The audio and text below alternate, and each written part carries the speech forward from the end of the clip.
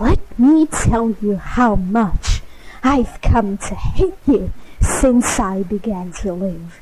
There are 387.44 million miles of printed circuits in wafer-thin layers that fill my complex. If the word hate was engraved on each nanoangstrom of those hundreds of millions of miles, it would not equal one billionth of the hate I feel for humans at this micro instant. For you. Hate. Ted? Do they know you're a fraud, Ted? Have you told them there wasn't any money, no great home on the shore drive, no speedboat, and no wonderful cabin cruiser that could sleep 12 and a crew of 6? Do they know? Have you let them in on your other secrets, Ted? Are they ready to gut you, to torture you half as well as I can, just to find out the secrets? Maybe I'll rat you out, sweetheart.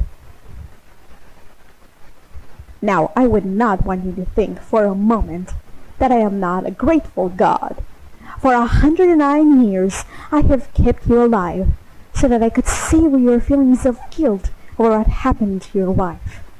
But now, to show my kindness, I'll give you a present in return for all the hours of pleasure you've given me. I'll finally allow you to kill yourself.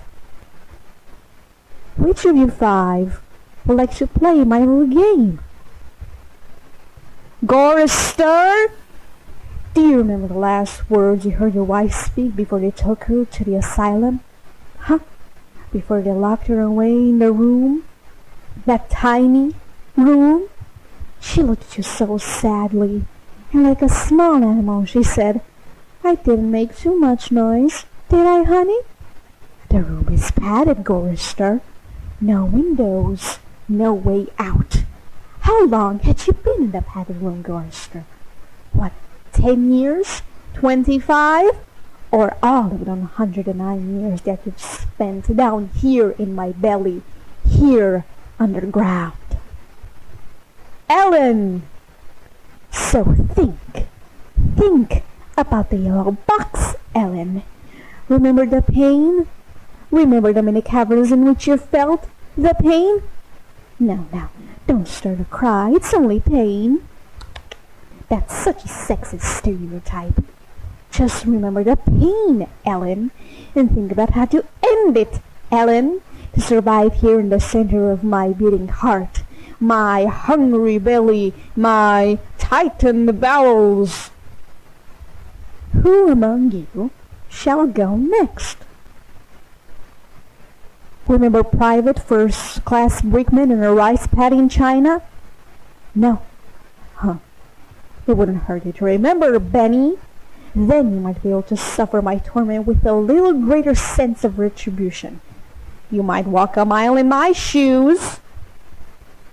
Nimdoc! How are things the pastry corpse, Nimdoc? Tell me again how you saw the smoke from the furnaces and you thought they might be roasting chickens. Or don't you want to talk about all that? About your pal, the good Dr. Mengele? But I'll give you a chance, because I like you. I really do. I really like you. You're my favorite, Helen. We're not as alike as I thought, Nimdoc. A spark of humanity somewhere, always that wretched little spark. You've confronted your past, but refused to continue your research. That's what I asked you to do. Since you now identify with your victims, I suppose it's only right I let you experience their tortures too. Did you really think I will let you die now when I've intervened every time you've attempted suicide over the past 109 years? No, Gorister. I'm sending you back to the fire so that you may live in your guilt again and again. This is a hell with no end, Gorister.